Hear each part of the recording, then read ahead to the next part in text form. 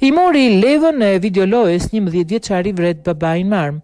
Një ngjarje tronditse ka ndodhur në 13 janar në Pensilvani, ku një 11 vjeçar dyshohet se ka vrarë babain e tij me armë zjarri pas një konflikti për levën e një videoloje. Një djalë 11 vjeçar qelloi për vdekje të atin e tij pasi ky i fundit i kishte konfiskuar levën e videolojrave, raportojnë mediat amerikane. Policia u përgjigj ndaj një thirrje emergjente gjatë natës dhe gjeti Douglas Dietz, 42 vjeç, të pajet në shtratin e tij. Bashkëshortja e viktimës, e cila po flinte, u zgjua nga një zhurmë fort dhe u përpoq ta zgjonte, por ai nuk reagoi. Pasi ndezi dritën, ajo kuptoi se dhoma ishte mbushur me gjak. Sipas raportimeve, në atë moment djali tha nënës: "Babi vdiq, unë e vrava babin." Gruaja kishte ndier gjithashtu një erë të ngjashme me fishek zjarret, që më vonë rezultoi të ishte aroma e armës së zjarrit.